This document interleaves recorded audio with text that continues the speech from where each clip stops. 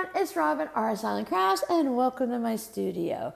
Today I am showing you how I created just bits and pieces of the red Quilt As You Go Scrappy Heart zipper pouch that I showed on a recent Whip It Wednesday. I am doing the Matchstick quilting version this time. In a recent live stream, we made a brown zipper pouch, and I did Quilt As You Go, but I only did one line of top stitching. We've made these types of pouches many times during live streams, so I just thought I'd go ahead and let you see the process and listen to the sewing machine for a while. I will speed it up a little bit so it's not too much, but this is just my basic process. I just put a piece of fabric down, matchstick quilted about 1/4 of an inch apart. I go ahead and I look for my next piece, find one, lay it down. I don't always iron it, but sometimes I do. Check to see if it would fit. I don't even worry about a perfect 1/4 inch seam allowance. A little under, a little over, it is fine. Sometimes I get up to the iron, and most times I just give a little finger press. The matchstick quilting is going to force the fabric to lay flat, and it'll be fine. Here I am just trimming off that extra. It's nice when you have rectangle pieces, but I do like a little bit of an angle every now and then. So I go ahead and use these. But I'm just gonna let you enjoy the rest of the video. Again, I'll speed it up a little bit. And remember, when you're doing a project like this, at least for me, it's a scrappy project. It doesn't have to be perfect. Not everything is 1/4 of an inch apart. So I'll see you guys later. Have fun.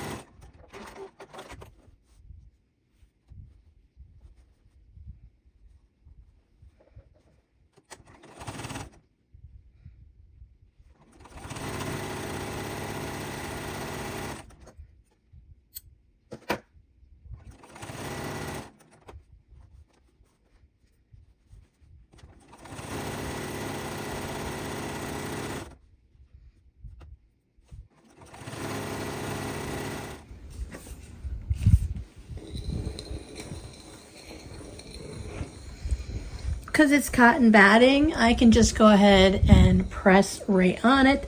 There's no scrim or anything. Otherwise, I would put a pressing cloth down. Or you can just skip it until you get to the end. Both pieces are finished for the front. I just went with the same fabric and pieced just the 4 sides and put that together. And for the back, I went ahead and just crazy pieced. I started with this piece in the center and just worked my way out. I like to give everyone a good press when they're first done, so they get a nice press to make sure everything's laying flat, and then I go ahead and I trim them.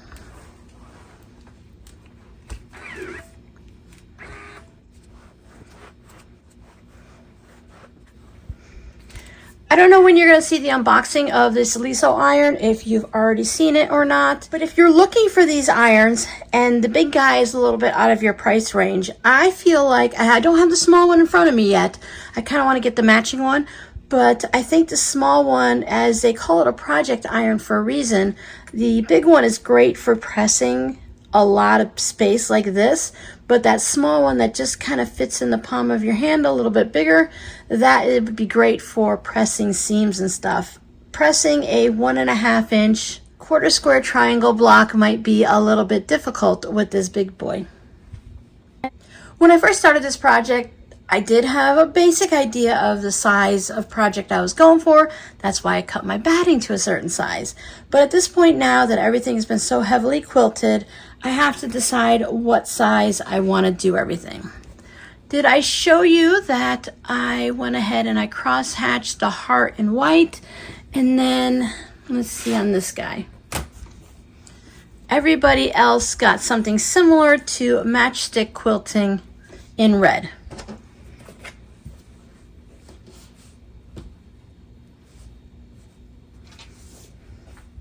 So my heart is just a little bit crooked. When I put this piece on, it looks like I put it a little bit on a diagonal versus keeping everything straight, which isn't a problem. It just means I can't lay my ruler right on the heart and have everything perfectly squared. It's a little off here and a little off there. So I won't use that as my exact guidelines, but I want to start with just one side. Now, normally I would do a side and a top, but this time I'm not going to do that because my ruler isn't long enough. So I will just go ahead and trim this whole side. I will still use this side of the heart to line it up because it's relatively straight, and then just move it over so that I can keep as much of the fabric here as I can. So that one, I'll have some space that is underneath the ruler, so I'll just move it back, trim this off.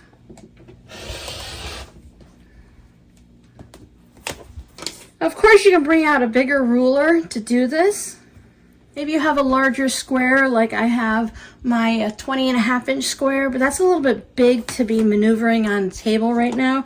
So I'm just going to use my regular, this is a 6.5 by 24.5 Creative Grids ruler. And I know that I made this line relatively straight, so I can use that to line up. And then just slide it so I have a little bit of fabric peeking out everywhere. Now you can make this really wonky. You can have your zipper pouch have a little bit of an angle to it if you want. You want to have a little bit of a funky punky look to it, or if you just want to keep it so that it appears to be relatively square or in shape at least.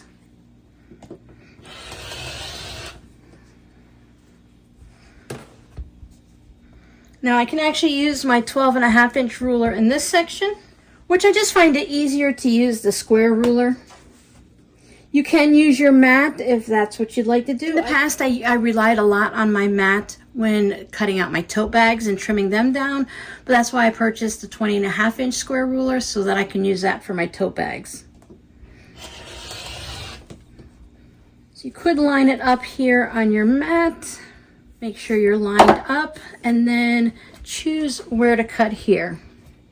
Now I do have a weird wonky bottom, so I need to pay attention to that skinny part at the end.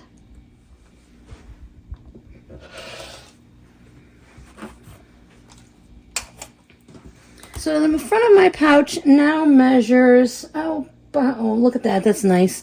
weird numbers, but I don't mind weird numbers for my zipper pouches. It measures 12 7/8 that way, and just about 11 inches this way. I want to trim my second piece to the same size. Now, since there's nothing on the back of this to be considered, I'll just put it to the point where I think I have a couple words going this way. I could put them this way. They also go like this. So I think I want this part to be my top. So I can take this piece and just lay it down.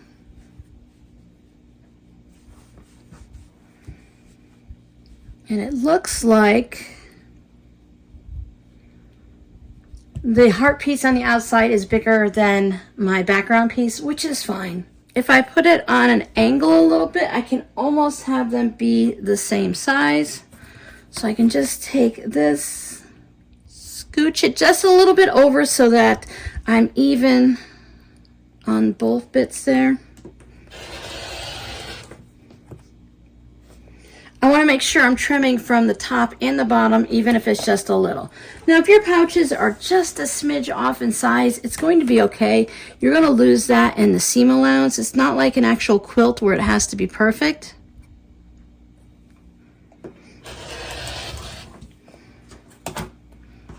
So when I look at this side, I can see it looks pretty even all the way across, so we're pretty good there. Since I make everything to start with oversized, I really don't know what I'm getting in the end. I just try to keep as much of the quilted piece that I can. I can always bring it down. Instead of being like 12 3/4 or 12 7/8, I can drop it down to 12 1/2 and everything becomes more manageable.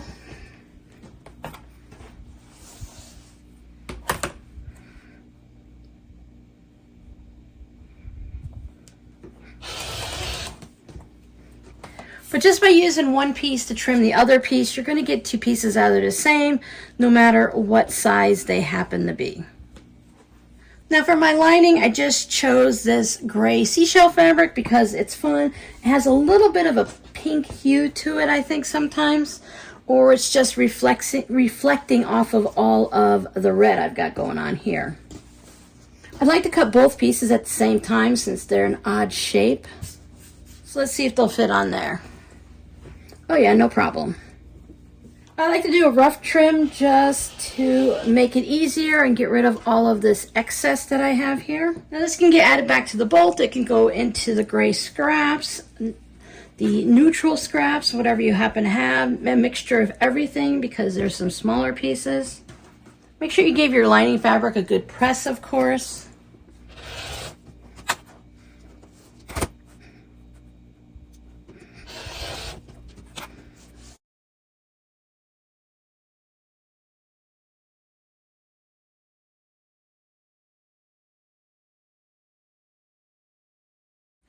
So now I have my two outer pieces, I have my two lining pieces, and everybody's the same size. And I grabbed a red zipper. It's a much larger zipper, but that's all I have for red, either small or very large. I wanted to stick with the red all the way through. I could have chosen a white zipper to bring off the white in that heart area if I'd like. But I'll just go ahead and stick with this, and then I'll just sew it together like I do my regular zipper pouches, and let me show you what it looks like when it's done. There it is, one red heart zipper pouch. I haven't put the tassels or anything on yet. It ended up being about 10 by 11 and a half, give or take. I did a 1-inch cut out for each corner, so I have a 2-inch little gusset on the bottom, so we'll be able to stand up on its own. I just made the red one first to start with to see if I liked how it turned out and whether or not I wanted to continue on and make one in every color. So the scrappy word for today is zipper pouch. Do you make them? Do you use them? Do you like them? Do you not like them? I love making them. Obviously, I make so many. And I actually love using them. This will be a nice size to put in a project, whether it's an embroidery, a crochet, a knitting, a little cross stitch project. Nothing really huge, but there's still plenty of place in there to knit an entire shawl or something like that. To put a couple of cross stitch projects in their own little zipper bags inside. It'd be really fun to have these all lined up on a shelf in rainbow order. So thanks so much for hanging out with me. I hope you make a zipper pouch of any kind and any size, and I'll see you in the next video. Bye.